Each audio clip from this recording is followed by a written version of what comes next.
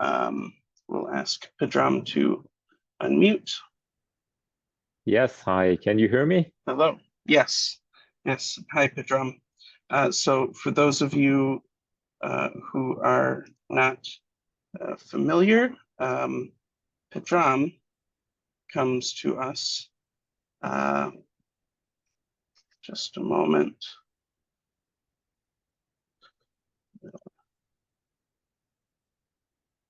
So Pedram will be giving a presentation entitled Computing with Voltage-Controlled Magnetic Tunnel Junctions. He is an associate professor of electrical and computer engineering and applied physics at Northwestern in Evanston, Illinois. And his research interests are in this voltage control of magnetism, which should be fairly interesting, anti-ferromagnetic spintronics, magnonics, emerging memory technologies, and of course this unconventional computing, which he will show to us with this voltage control today. He received his Bachelor of Science degree in electrical engineering from Sharif University in 2004, and the PhD degree from Delft University of Technology in 2008. And before joining Northwestern, he was an adjunct at University of California in Los Angeles, and he received the Best Teacher Award from Northwestern in 2020. So we are very fortunate to have him here to speak to us today. He's also a senior member of the IEEE. So we are in for a treat today. Thank you, Pedram. Thank you very much, Cody, for the very kind introduction. And before I begin, I'd like to also thank the organizers for putting this wonderful conference together and for inviting me to be here. It's a great pleasure. My presentation today will be focused on some experiments we have been doing on electric field controlled or voltage controlled magnetic tunnel junctions. And my intention is to spend perhaps a little less than half of the talk on what these devices are and some of the work that we've done in improving their characteristics. And then the other portion of the talk, which is really the focus, is on how these devices might be applied to solving interesting computing problems, particularly how stochastic bit streams can be generated efficiently using these voltage-controlled characteristics, and then showing you some examples of doing computing with those. So before I jump into the technical part, I'd like to thank all our sponsors and all of my team and collaborators around the world who contributed to this. I'd like to mention a few people by name. Yishan Shao, my PhD student who successfully defended his thesis just yesterday, did a big portion of what I'm going to show here. And also our collaborators, Giovanni Finocchio, who contributed a lot of theoretical and simulations input, Jordan Katine at Western Digital, and Nick Kiusis at California State University all contributed a lot to this work. So this is the outline. So I will give you a brief overview of how, at least how my group sees the landscape for magnetic random access memory, MRAM, why it is interesting, and what it might enable beyond applications just as memory. Then I will basically tell you what voltage-controlled MRAM is, at least our version of it, and I will show you the first magnetic tunnel junctions switched by voltage-controlled magnetic anisotropy that switch at less than 1 volt. And then I will show you some examples of computing. The first one is really using current-controlled devices. So here we use a concept referred to as stochastic computing to efficiently realize machine learning, basically artificial neural networks. This works well, but it will also illustrate the need for better random number generators for these types of architectures. And then based on that, I will argue how voltage-controlled magnetic tunnel junctions can solve some of these problems. And that will then lead us to discussion of probabilistic bits.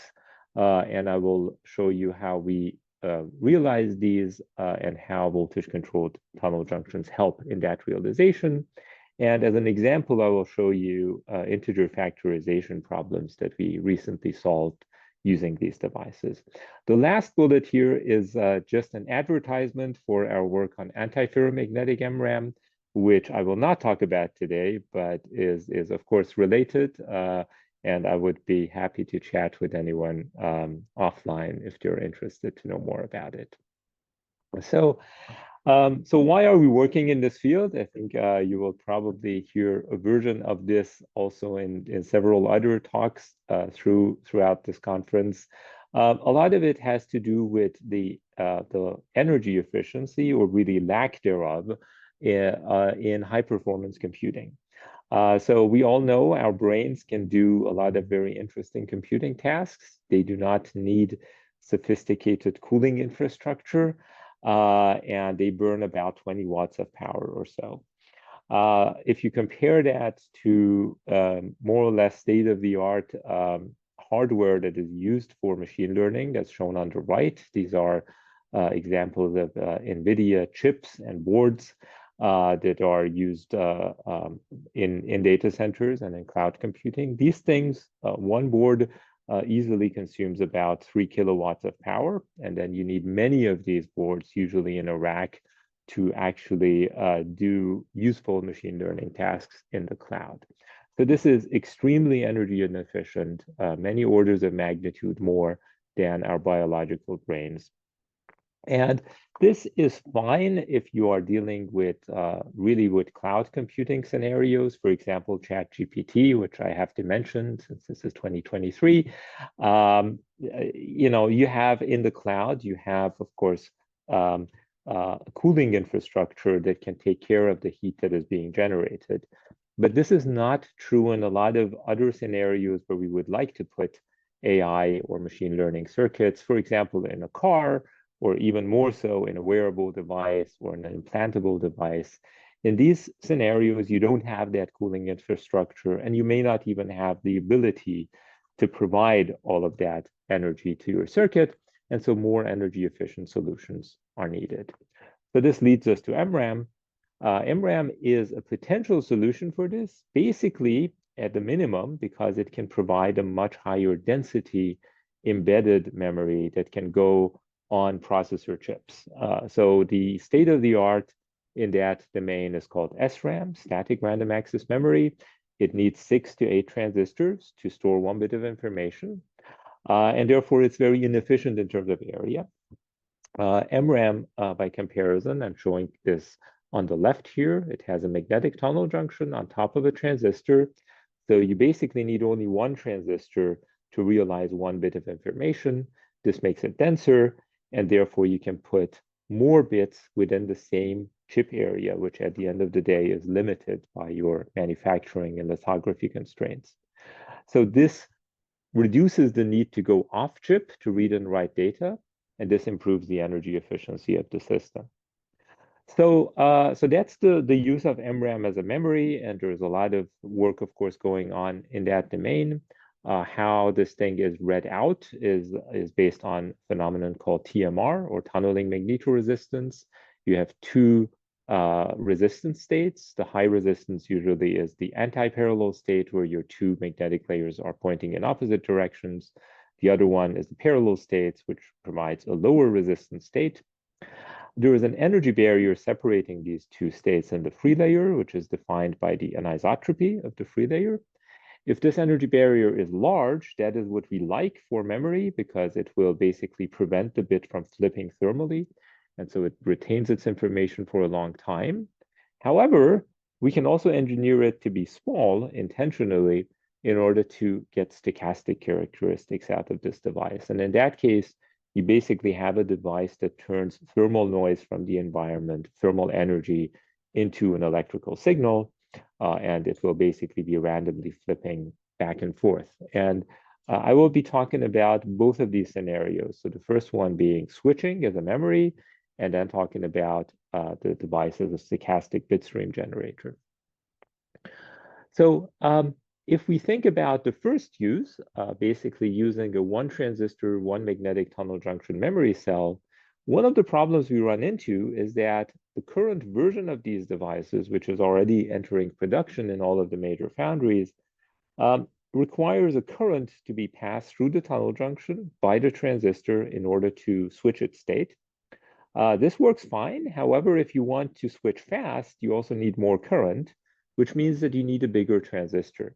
And so you, as a result, even though you have only one transistor per cell, you may not have the density advantage you were looking for. So this is one of the reasons that electric field controlled switching of magnetic tunnel junctions can be beneficial in terms of getting higher density and therefore ultimately better energy efficiency. There are several ways that researchers are trying to realize electric field controlled versions of MRAM. The one that we work on is based on a phenomenon called VCMA, or voltage controlled magnetic anisotropy. This was discovered around 12, 13 years ago. And the basic idea is that if you have a free layer next to your magnesium oxide tunnel barrier, where the interface and the free layer composition are appropriately engineered, and we know how to do this in the MRAM community, then you will have an interfacial anisotropy that emerges from that interface. And this will basically cause sufficiently thin free layers to orient themselves perpendicular to the plane.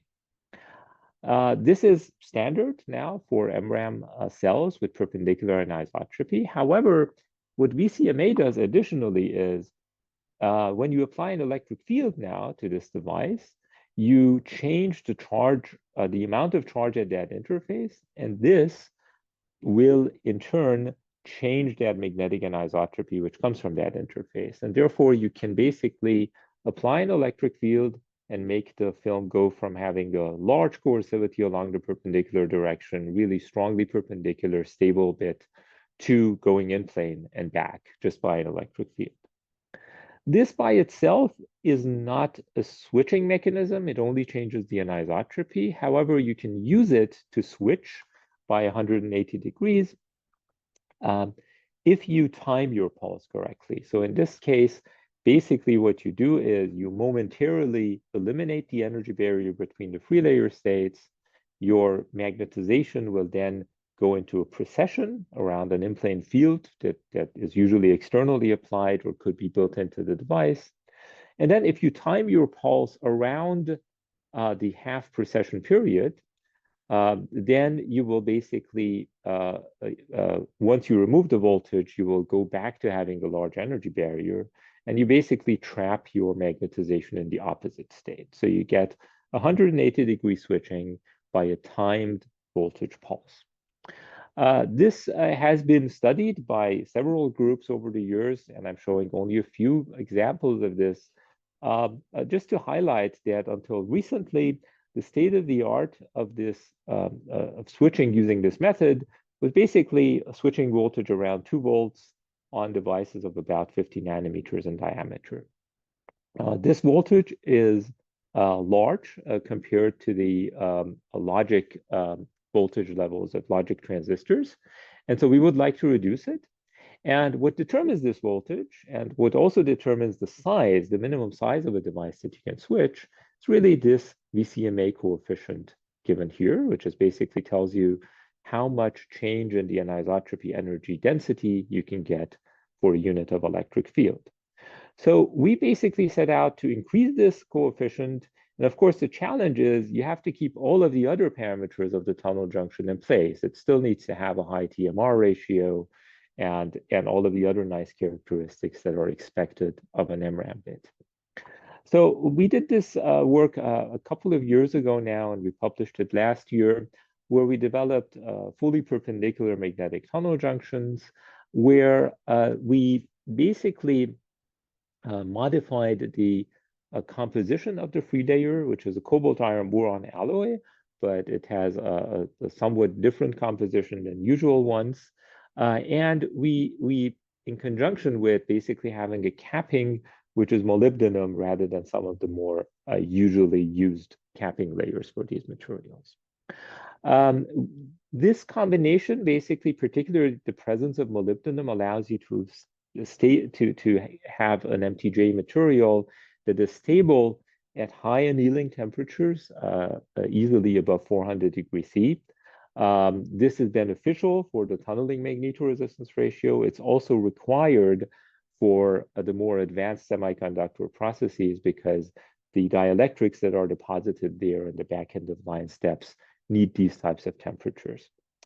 We developed these devices, and then we, of course, the first thing you do is film level TMR measurements, which is done using a technique referred to as CIPT, current and plane tunneling. So these showed that we have reasonably high TMR ratios. The resistance area product shown here is not representative of the switching data that I will show you later. We increased the magnesium oxide thickness in the final wafers to get less current-induced switching and more electric field controlled behavior. And what this also shows is the transition thickness from in-plane to perpendicular, which again stems from the fact that this is an interfacial anisotropy, and so as you increase the thickness, the films will go in plane, and this happens around 1.7 nanometers in this case. So then we patterned these devices into circular pillars with diameters from 30 to 70 nanometers. I'm showing you the 70 nanometer case here, and what we saw is that we can actually switch these using a voltage that is less than 1 volt. And this is actually the measured voltage using an oscilloscope of the actual voltage pulse arriving at the device. It's individually probed. There is no CMOS around it. So we take great care in actually trying to understand what the actual device is experiencing in terms of the voltage that we apply to it externally. But this was exciting. It gives us a fast switching, which is not surprising for VCMA because it's basically half the resonance period, but the switching voltage is significantly lower than in previous experiments. We also saw something very similar in 50 nanometer devices. For 30 nanometer devices, the switching voltage was higher. It's around 2 volts, so around the same as the state of the art, but for the state of the art was for bigger devices. So prior to this work, there were no reports of switching using VCMA, switching MTJs of this size. So collectively, these switching data kind of indicated to us we must have a large VCMA coefficient in these devices that allows us to switch very small devices and allows us to switch basically 50 to 70 nanometer diameter devices using less than 1 volt. So we can actually extract the VCMA coefficient from the switching data. We fit this basically to a ratio of a switching voltage over the energy barrier, which we can measure.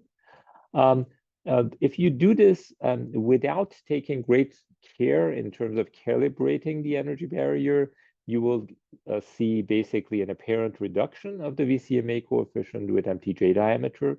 This is an artifact of the data extraction. There is a way to correct for this, which is explained in this paper. And when you do that, basically you get a VCMA coefficient that is more or less independent of the device size. The reason for this apparent reduction is that to characterize the energy barrier correctly for larger devices, you need to take into account the so-called subvolume activation. It's the fact that your bit basically, even in thermal switching for larger diameters, larger than about 40 nanometers or so, does not flip as one domain. It's really a subvolume within that bit that flips. And this results in an underestimation of the extracted VCMA coefficient for bigger devices. So once we corrected for that, we got something that was more or less independent of the device size as expected. Independently, we can also measure the VCMA not using fitting to the switching data, but actually measuring the energy barrier directly as a function of voltage. and this is the green points here, which more or less agree with the ones from the switching data. The green points, the ones directly extracted from the energy barrier, we think are more accurate, simply because the switching data extraction assumes having a perfect pulse shape, which we of course know we don't have. But long story short, we have basically devices that have about these VCMA coefficient about 130 femtojoules per voltmeter. This is around 3 times larger than the previous state-of-the-art in high TMR perpendicular tunnel junctions. And this is basically why we could switch these devices using a smaller voltage than before. We can then look at this sort of 2D graph where basically the preferred corner is the bottom right in both cases. And in both cases, the devices we developed here fare very well compared to the previous state-of-the-art. However, I would like to now switch to actually doing computing. So now that we've kind of laid the foundation on voltage-controlled MRAM, I'd like to spend the rest of my talk talking about how we can do computing with these MTJs. And the first example I will show you is one where we actually use spin transfer torque to do machine learning at the edge in cases where basically energy consumption is a big concern. Some examples of this are shown here. And here, edge computing is basically referred to as in contrast to cloud computing, where this happens again in a data center or some such environment. The basic idea that we try to explore here is one called stochastic computing. And basically what stochastic computing is it's a different way of encoding numbers rather than using binary arithmetic. You can represent numbers, usually represented in the range of -1 to 1, using the probability of finding ones within a random bit stream. So for example, if you have all zeros in your bit stream, you could call this a -1. If you have all ones, you could call it a +1. If it's around half-half, you would call that a 0, and so on. So why would I do that? Well, if you do this, it turns out that your multiplication and addition operations become very simple to implement. They become bitwise operations on these stochastic bit streams, which in principle allows you to realize multipliers and adders using less circuitry. And this is important because in a neural network, of course, you have a lot of multiplication and addition operations. The caveat is that, of course, you need high quality bit streams. These need to be statistically independent from each other in order for this to work. And this is by definition, since it relies on probabilities, it's an approximate computing method. So you can't do super accurate calculations with this, but this is okay for machine learning. The challenge is, of course, if you need a lot of random number generators to realize this, those random number generators in CMOS are difficult to realize. We realize them using current-controlled magnetic tunnel junctions. In this case, basically, we had a device where the energy barrier was intentionally tailored to be small so that we would get a dwell time, a retention time on average of about a millisecond or a few milliseconds. So if you don't have any electrical bias on such a device, you have basically a device that will spend around half its time in the 1 state and the other half in the 0 state, in the high or low resistance state. However, you can tune this probability profile by applying a current using the spin transfer torque effect, which is basically the mainstream current-controlled switching method used for magnetic tunnel junctions.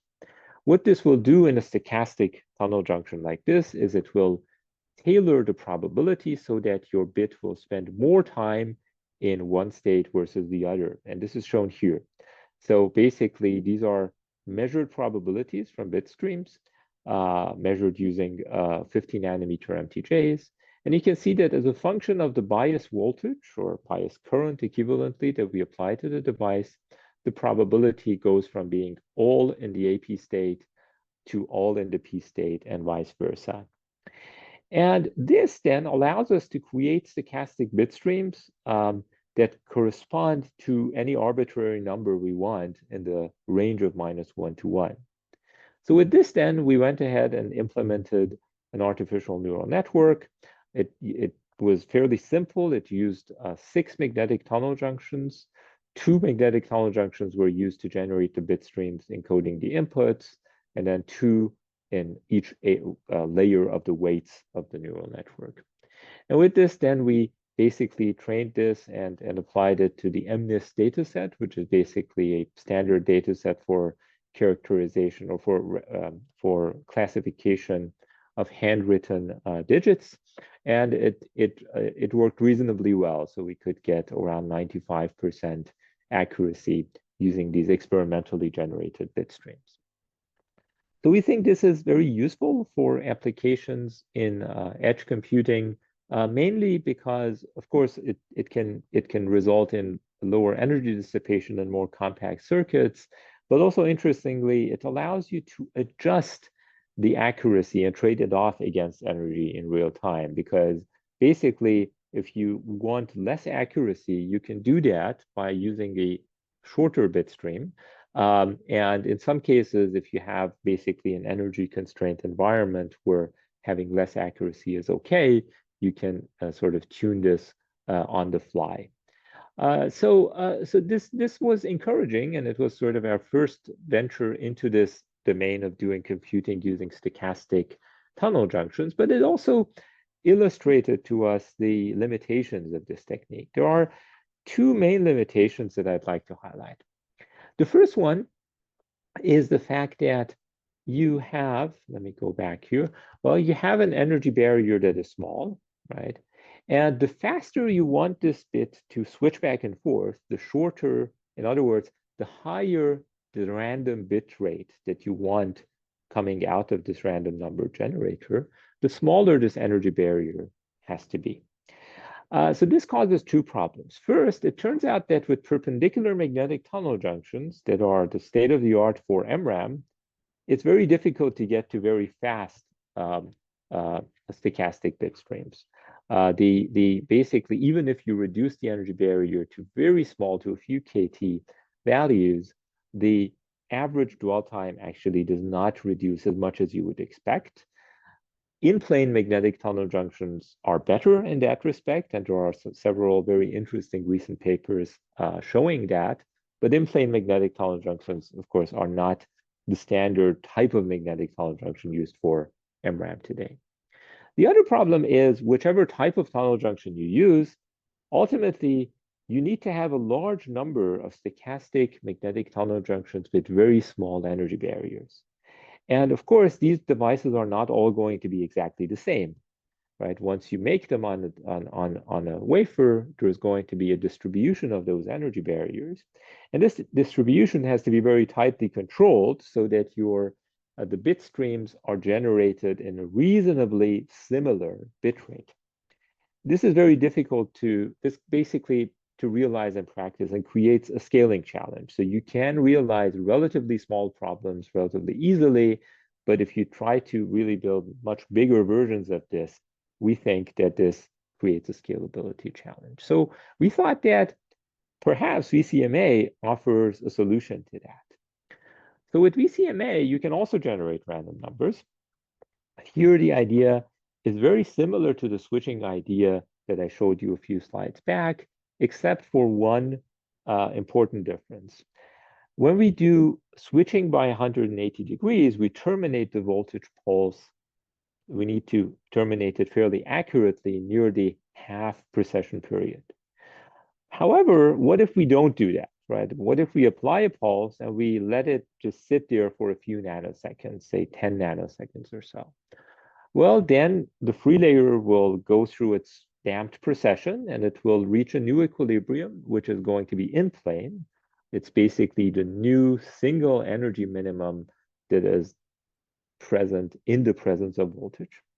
If we now remove the voltage, well, then we go back to the same energy barrier and my magnetization will have basically an equal chance of going into one state or the other state, right?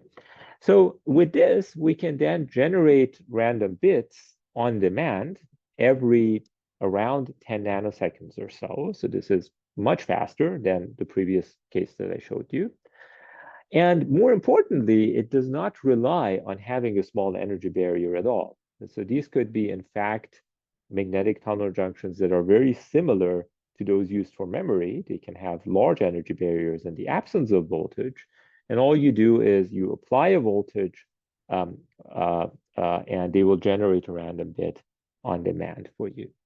The caveat is, unlike the STT case, here you don't have at least an easy way of tuning the probability profile. So this is really a 50-50 random number generator, and it's pretty close to that. However, you can't really tune it one way or the other easily unless you introduce some new physics like a field or a spin orbit torque or something like that. So does this work? Yes, we did a simulation on this a few years ago. We showed that, you know, if you implement this and you compare it to some typical CMOS random number generators, it actually would be a fantastic random number generator in terms of the area and in terms of the bit rate that you can get.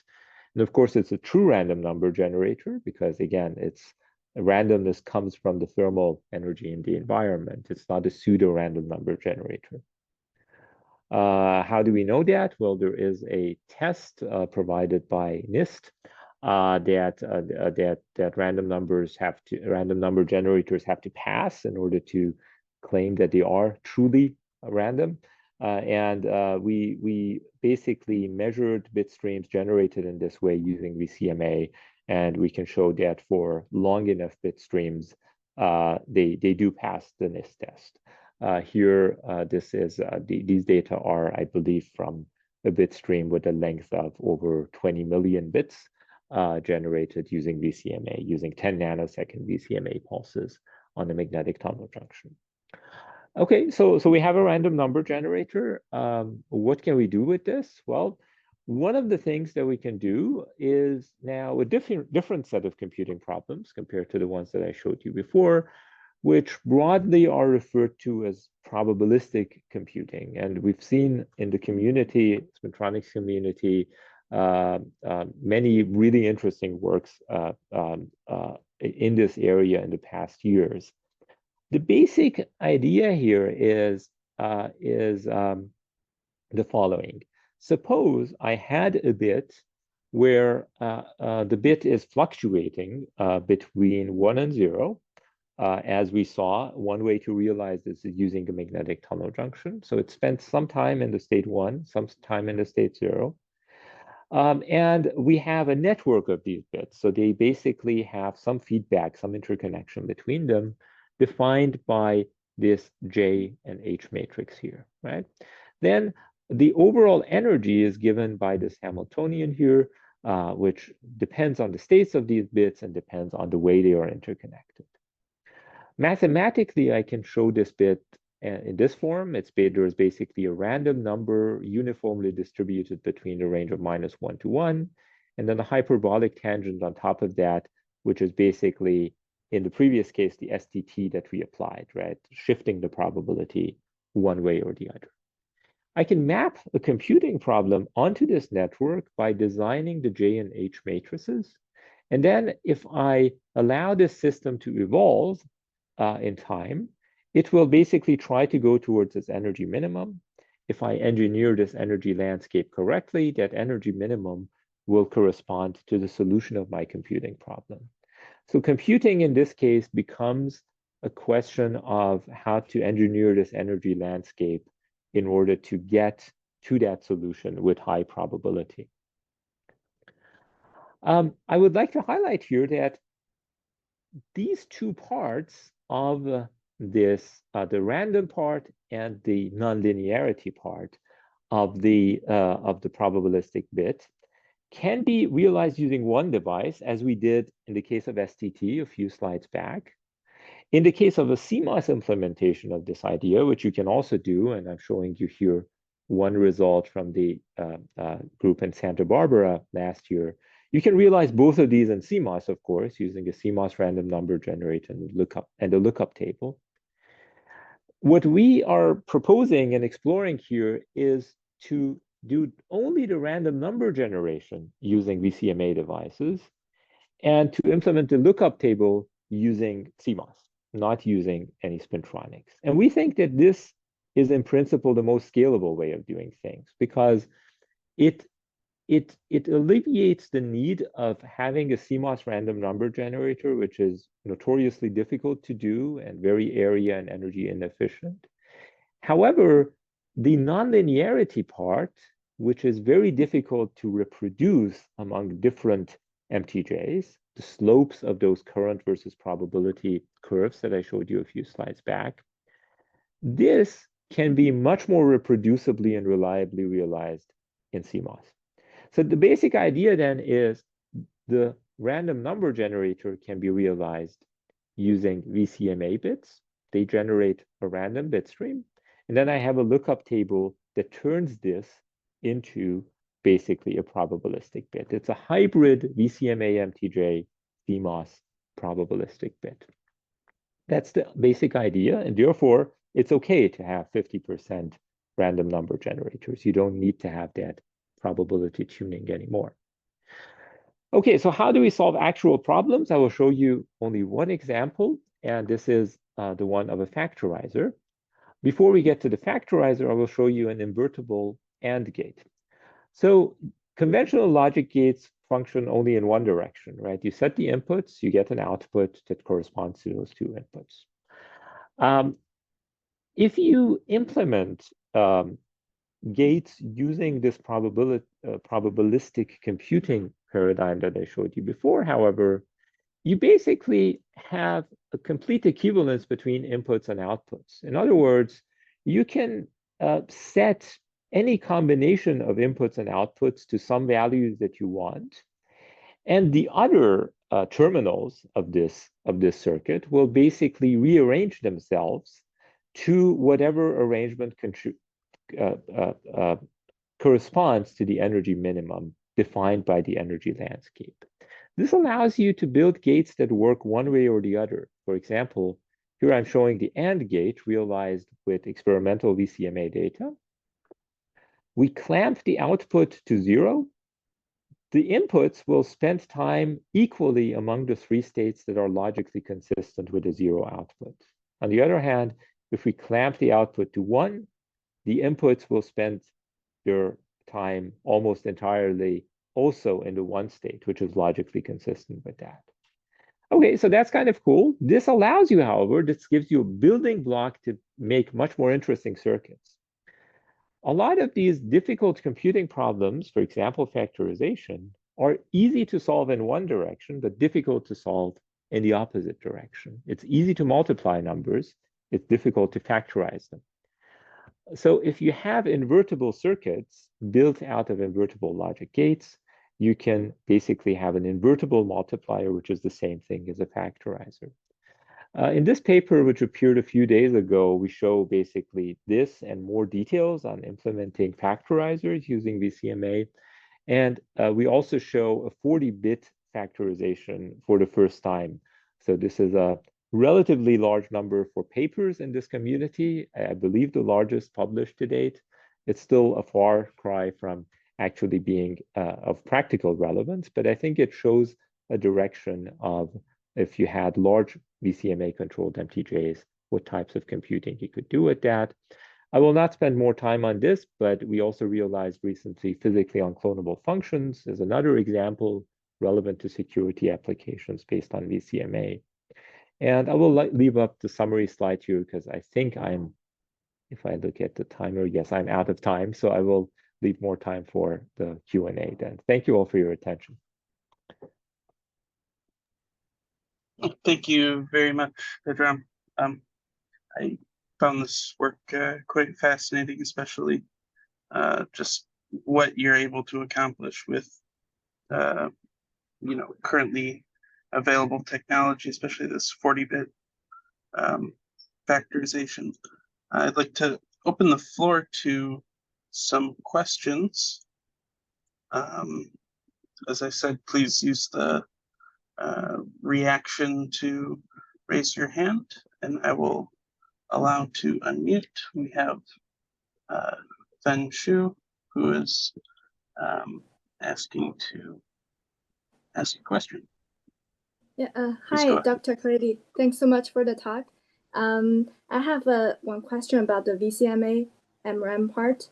So, if compared to the STT-MRAM, what do you think of the VCMA-MRAM, the application scenario, and what's the current challenge in the VCMA-MRAM and the targeted metrics? Yeah, a great question. I think to be useful as a memory, I think the VCMA coefficient needs to be even larger than what it is now, probably by a factor of 4 or so. The reason is the switching voltage now, as I showed, is around 1 volt. It needs to be around half a volt. I did not show the data retention of those devices, but that needs to be also larger than what it is now for a practical memory.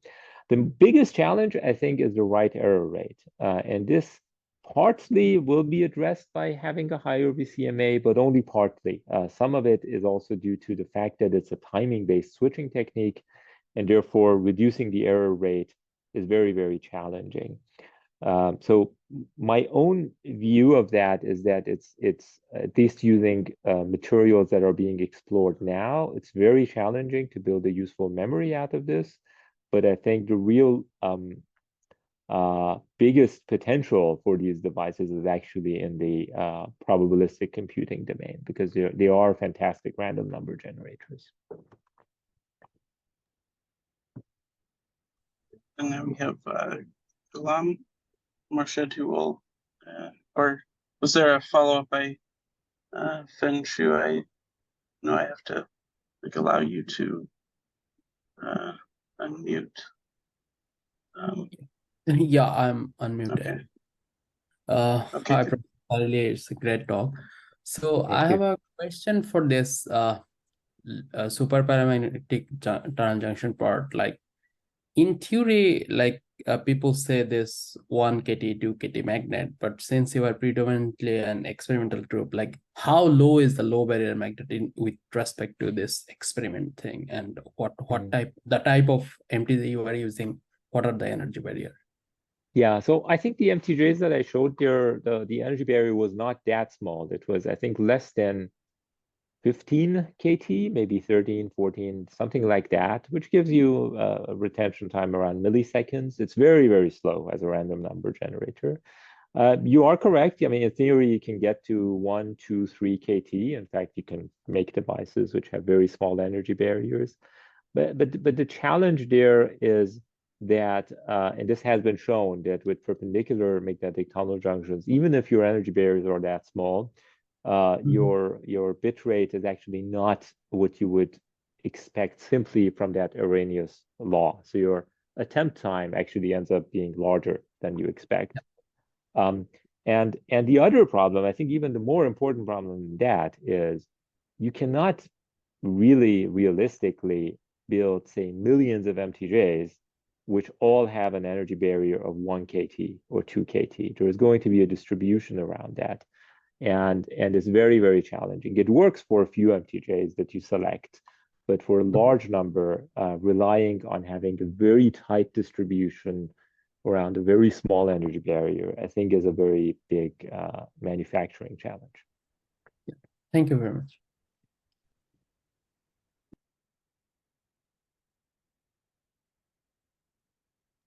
Yes, Debbie. Hi, Pedram. Very, very nice talk. Very clear. I like your talks. I have two questions concerning, have you ever investigated the quality of the randomness of the MTJ? Which MTJ are you referring to? The STT or the VCMA random generator? Right. We did. So this is let me go back to the slide here. This is basically the result from the NIST test. So they do pass all of the sort of standard problems. Yeah. The other quick question is, how could you explain a little bit more? How would you address the device variation, especially for the ISO machine applications where you have 1 billion nodes? Yeah, so I think the There are device-to-device variations, no matter what, right? But I think the VCMA-based p-bit or the VCMA-based random number generator actually reduces those issues compared to all of the other MTJ-based random number generators that I know of. The reason is basically that since you are generating these random bits on demand, you're generating them using the voltage, you don't need to really know much about what the energy barrier is to begin with. You only need to apply a large enough voltage so that the device that has the biggest energy barrier among all of your devices also goes in plane. And then you need to apply a long enough pulse so that the damped precession basically has resulted in an in-plane direction. But that also happens, within, say, 10 nanoseconds, again, in our experiment. You don't need to know what the resonance frequency is of each device. It might be, the period might be half a nanosecond for one device and 1 nanosecond for another device, but that's okay. So I think in that sense, this is one of the advantages I see, practical advantages I see of VCMA, that is less reliant on knowing the precise properties of the devices. This is not true for using it as a memory, though. There you need to really know those things very exactly, which is more challenging. But for a random number generator, it's an advantage that you don't need to know all of those. Yeah, but that's a great question. Thank you, Davi. Yeah. Thank you very much. Thank you. All right. Thank you very much, Pedram, for your talk.